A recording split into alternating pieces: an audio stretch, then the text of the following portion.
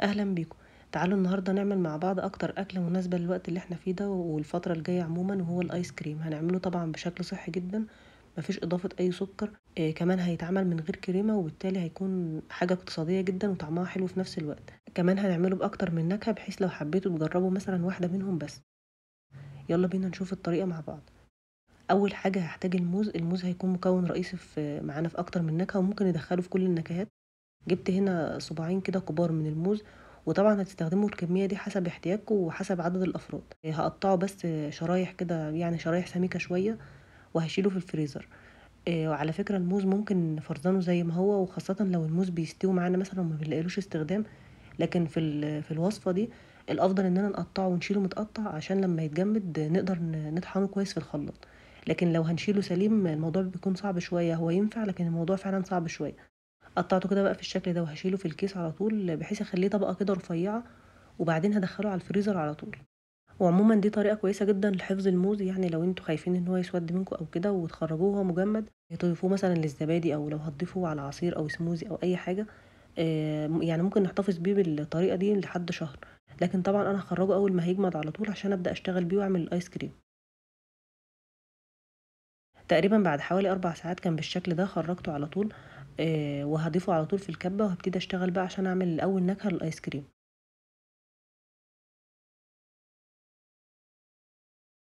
هنشغّل عليه الخلاط. الموضوع بيكون شوية بس صعب في الأول، لكن زي ما قُلت لكم هو أهم حاجة يكون متقطّع كده، ده بيسهّل علينا كتير.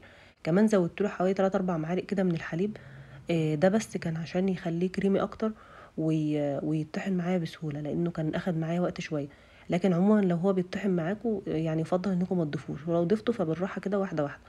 وكمان خلّي بالكم من إضافة السوايل. إضافة السوايل الكتيرة هتخلّي الموز يكون سايل معاكم أكتر، يعني القوام مش هيكون تقيل أوي في الآيس كريم. هنفضل بقى نطحن فيه ونفتح الكبة ونقلّب كده من وقت للتاني، عشان بس الخلاط يشتغل. هو الموضوع يعني بياخد وقت بس مش كتير أوي برضه. الموضوع بصراحة يستاهل، يعني بيدّينا في الآخر نكهة بيدّينا في الآخر نتيجة كويسة جدًا. وبس كده فضلت مشغّلة عليه الخلاط لحد ما وصل معايا للقوام الكريمي ده، وهابتدي على طول أوزّعه في الكوبايات. أنا هاعمل كذا نكهة، فاوزّعهم كده في طبقات في علب صغيّرة. طبعًا تقدروا تضيفوها مثلًا لو علبة كبيرة، وكل نكهة مثلًا في جنب، ووقت التقديم تاخدوا منها على طول. لكن أنا حبيت أوزّعها في نفس العلب اللي هي هتتقدم فيها، يعني باسهّل على نفسي بس مش أكتر. هاوزّعها كده بالمعلقة بحيث إنها تعمل أول طبقة معايا.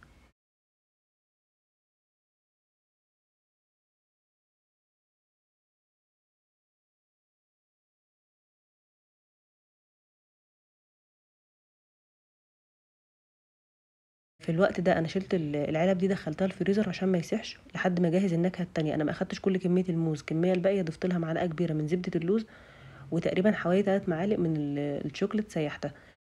تقدروا تضيفوا كاكاو. أنا ما كانش عندي كاكاو، لكن الكاكاو هيخلّي لونه أغمق أكتر، وهيكون شكله أحسن. يعني يمكن هنا الشوكولات اللي هي اللي بتتسيّح ما اختلطتش أوي، فمش مديّة لون غامق أوي. لكن عمومًا هو الكاكاو الأفضل، وعادةً أنا باستخدم الكاكاو أصلًا. وكمان زبدة اللوز تقدروا تستبدلوها بزبدة فول سوداني، ولو هتضيفوا كاكاو أو شوكولات عمومًا، يعني ممكن تضيفوا كمان رشة قرفة أو رشة قهوة، حسب بقى ما تحبوا. ضفت بقى عليهم طبقة الشوكولاتة، هي تاني طبقة، ووزعتها برضه بالمعلقة كده، بحيث إن أخلي الطبقات تكون متساوية. وبرضه هاشيلهم وأدخلهم الفريزر عشان ما يسيحوش معايا.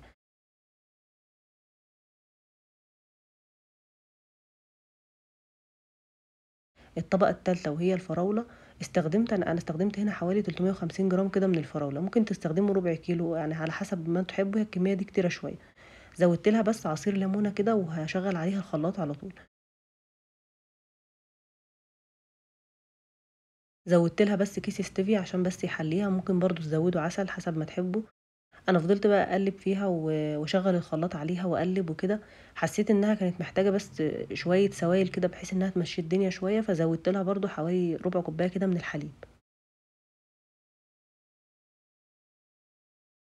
الموضوع بسيط جدًا وما بياخدش وقت، يعني ممكن ما تزوّدوش أي سوايل أصلًا. الموضوع يعني بياخد وقت شوية، لكن أنا إضافة السوايل بالنسبة لي إن أنا باختصر الخطوة شوية وباخلّيها أسرع يعني.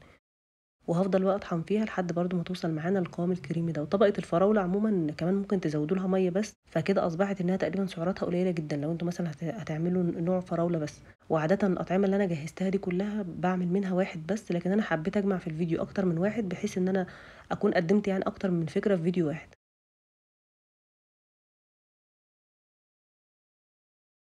برضه هاوزّع طبقة الفراولة دي على باقي الطبقات اللي أنا جهزتها قبل كده، وهاسويها كويس وبعدين هادخّلها الفريزر.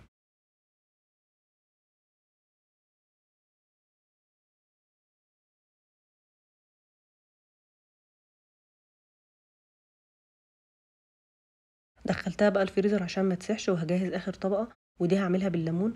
أنا جِبت هنا ليمونة حجمها كبير كده وهاخد البشر بتاعها في الأول، أنا بس حاولت أبشرها كده بمبشرة رفيّعة، لكن حسيت إنها كانت مملة شوية في البشر، فجِبت واحدة إيه أكبر شوية. بناخد البشر اللي لونه أصفر ده بس، ما بندخلش على الطبقة البيضا لإن بيكون طعمها فيه مرار شوية. لي تقريبًا معلقة كبيرة من بشر الليمون، وعصير الليمونة أخدته، عملت معايا حوالي ربع كوباية من عصير الليمون، أنا مزوداه شوية. كمان زودت كيس ستيفيا ومعلقة كبيرة من بذور الشيا، دي اختياري. وكمان تقدروا تضيفوها لأي طبقة من الطبقات اللي فاتت، يعني مش لازم للطبقة دي، لكن أنا بصراحة ما افتكرتهاش غير في آخر واحدة وآخر نكهة معايا. هاضيف كمان عليها بشر الليمون وأقلب. أنا رجعت كمان زودت كيس ستيفيا، حسيت إن التحلية ما كانتش هتبقى مضبوطة أوي، فزودت كمان كيس، يعني أنا هنا زودت كيسين ستيفيا على الكمية اللي أنا عملتها دي. هاقلب بس الحاجات دي شوية مع بعض، وبعدين زودت لهم كوباية كبيرة من الزبادي. أنا استخدمت زبادي كامل الدسم، وتقدروا تستخدموا الزبادي اليوناني لو حابين، لكن أنا عملت العادي بحيث إن الموضوع يعني يكون أسهل شوية، ما نستخدمش يعني مكونات غالية أوي. هاقلبهم بس كويس جدًا بالمضرب اليدوي كده لحد ما القوام يتحول لقوام كريم، ما يكونش فيه أي تكتلات كده، وبعدين هاوزّع بقى آخر طبقة على طبقة الفراولة على طول. الطبقة دي طبعًا مش مجمدة زي الطبقات اللي فاتت، فواضح جدًا إنها أصلًا سايلة جدًا. هتدخل بس الفريزر تحتاج إيه يعني سِبتها حوالي ساعتين والّا حاجة في الفريزر بعد ما جهزتها. سويتهم بس كده بالشكل ده وهاغطيهم وعلى الفريزر على طول. بعد ساعة أو ساعتين بتكون كويسة جدًا وجاهزة للأكل. لو باتت لتاني يوم بتكون جامدة شوية، فبنحتاج إننا نسيبها شوية برّه التلاجة بحيث إننا نقدر ناكلها، خاصةً الطبقة اللي فوق أكتر واحدة بتجمد، لكن الطبقات اللي تحت ما بتكونش جامدة أوي. ده كان شكلها بعد حوالي ساعتين، كانت يعني التماسك بتاعها كان معقول وكان كويس جدًا وتتاكل. لكن اللي بيفضل لتاني يوم باخرّجه بس قبلها بشوية كده، يعني باسيبه برّه مثلًا حوالي 10 دقايق بحيث إن هو يكون مش متماسك أوي، أقدر آكله وأطلّعه بالمعلقة. طبعًا في ناس بتحب الحاجة تكون مجمدة أوي يعني، وبيحبوا الحاجة تكون تلج كده، بس عادي بقى طبعًا كل واحد إيه وذوقه. أتمنى الفيديو ده يكون عجبكم، لو عجبكم ما تنسوش تعملوا له لايك وتعملوا اشتراك في القناة، وإن شاء الله باشوفكم في حلقة جديدة.